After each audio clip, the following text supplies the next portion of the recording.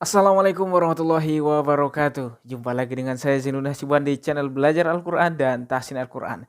Baik teman-teman sekalian, ya di video kali ini saya akan berbagi dengan teman-teman sekalian terkait dengan formasi 553. Nah, kalau teman-teman sekalian mendengar formasi, pasti ada sesuatu yang terbayang. Bola kaki. Nah, apa sih sebenarnya yang dimaksudkan dengan formasi ini?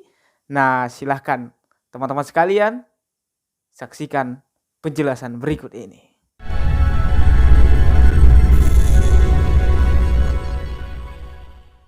Iya, teman-teman sekalian, ketika kita kemudian, belajar tahsin, nah, atau kemudian belajar ilmu-ilmu tajwid, bagi para tahsin pemula, maka di sini kemudian perlu dia ilmu ataupun teori yang harus dia kuasai di dalam, ilmu-ilmu dasar. Nah, bagi tahsin pemula, saya akan kemudian mengajak berbagi dan saya, rumuskan kemudian, sebuah formasi sehingga terbentuk rumuskan sebuah, rumusan-rumusan sehingga terbentuklah formasi 553. Nah, hal ini tentunya, butuh penjelasan sehingga kemudian tidak salah paham teman-teman sekalian.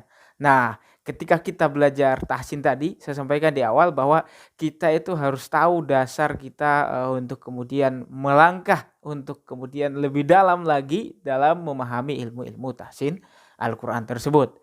Nah, di formasi 553 ini ya, ini bukanlah formasi main bola kaki, tetapi memang ada sedikit kemiripan, hanya di angkanya saja. Namun kita juga harus memahami bahwa di dalam, belajar itu kita harus membuat sebuah, metode yang buat kita itu, nyaman dan enak dalam belajar. Nah, dengan harapan saya dengan adanya kemudian formasi ini, maka teman-teman sekalian lebih semangat dan kemudian lebih menggebu-gebu lagi ya keinginannya untuk lebih memperdalam ilmu-ilmu tahsin. Nah, bagi pelajar pemula ya formasi ini sangat kemudian dibutuhkan. Yang pertama ya, kenapa dibutuhkan? Karena di dalam formasi ini kita akan susun kemudian metode yang tidak lazim di depan umum yang sudah kita kemudian, dapatkan. Nah, yang kedua, dia ini tidak akan muncul begitu saja, teman-teman bisa cari tempat lain ya, atau kemudian di, beberapa referensi-referensi lain, ini tidak akan ada. Nah, oleh karena itu teman-teman sekalian ya, yang ketiga adalah bagaimana kemudian teman-teman sekalian, saya ajak teman-teman sekalian berdiskusi langsung silahkan nanti bagi yang ada pertanyaan silahkan komentar saja di bawah ya. Nah, pasti penasaran kan seperti apa kemudian, cara dan kemudian metode yang harus disampaikan yang akan kita kemudian pelajari ke depan, inilah yang akan kita kemudian berbagi di video kali ini. Maka saya ingatkan bagi yang baru bergabung teman-teman sekalian silahkan kemudian di ya, di-subscribe dulu ya di bawah ini ya. Nah, dan kemudian nyalakan tombol lonceng notifikasinya. Nah, ini kita kalau bicara kemudian terkait dengan, formasi ini ya, ini saya, kemudian muncul ini tentu ada sejarahnya ya teman-teman sekalian. Saya cerita dulu kepada teman-teman sekalian, sehingga kemudian, teman-teman sekalian bisa mengetahui asal-usul ini. Nah, jadi seperti ini, munculnya formasi ini adalah, eee, ada sebuah keinginan ya dari diri saya ketika kemudian guru-guru saya mengajar kepada saya dengan modelnya ya sudah sangat bagus dan mudah dipahami, tapi saya ingin mempermudah, eee, kemudian kepada murid-murid nantinya yang saya ajarkan itu tidak kesulitan, dia cukup mengingat kemudian dari formasi ini, maka kemudian dia sudah menguasainya, tanpa harus kemudian memisah satu-satu sama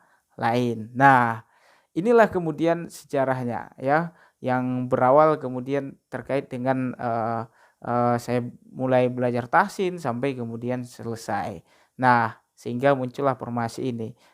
Mungkin, banyak yang tidak terima ya tidak masalah, intinya kan kita membuat metode itu untuk mempermudah tanpa harus kemudian merubah, eee,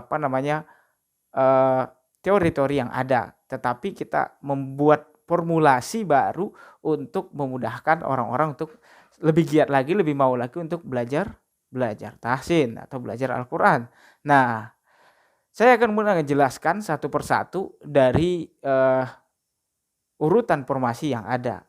Saya sampaikan tadi formasinya adalah 5-5-3. Nah, untuk 5 yang pertama ya, 5 yang pertama ini merupakan sebuah ilmu yang harus dikuasai oleh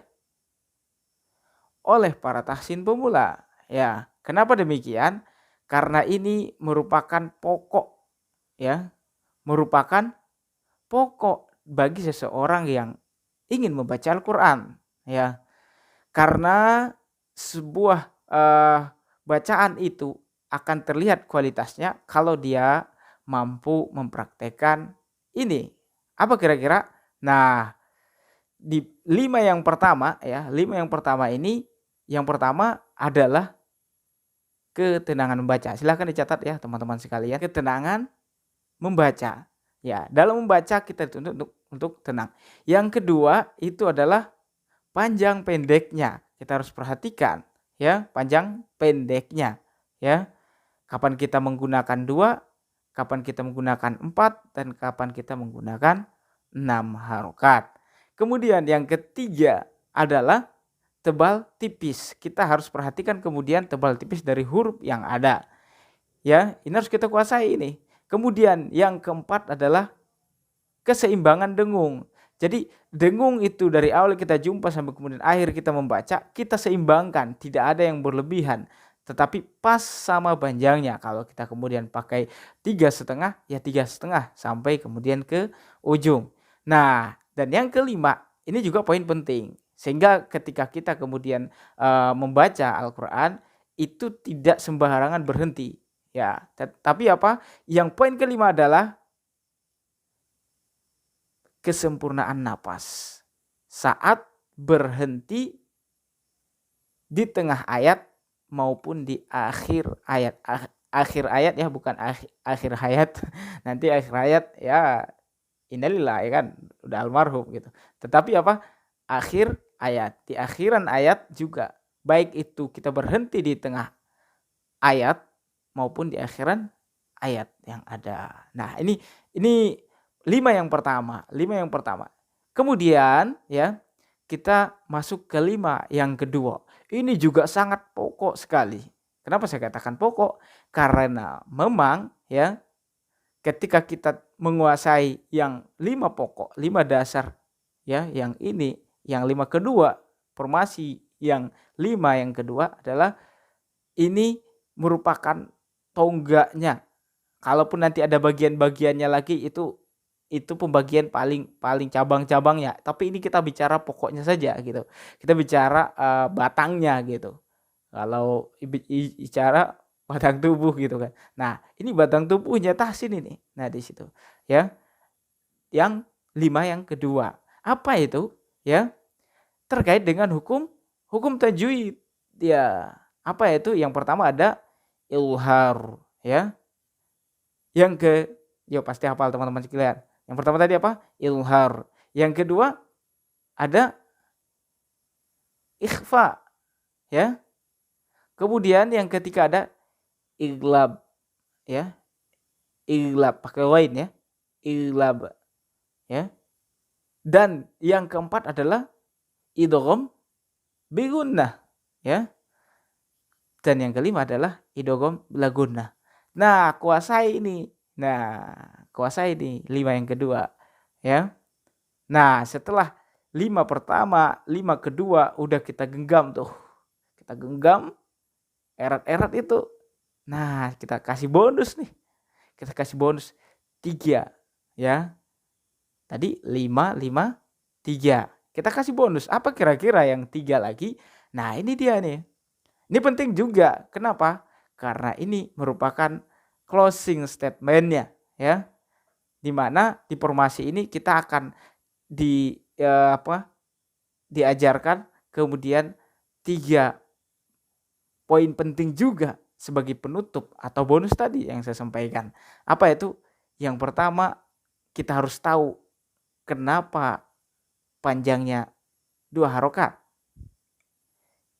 Yang kedua, kenapa panjangnya 4 harokat? Ya, yang kedua, kenapa panjangnya 4 harokat? Nah, tentu harus punya alasan. Nah, gitu. Kemudian yang ketiga, kenapa panjangnya 6 harokat? Nah, inilah sekilas terkait dengan formasi 553.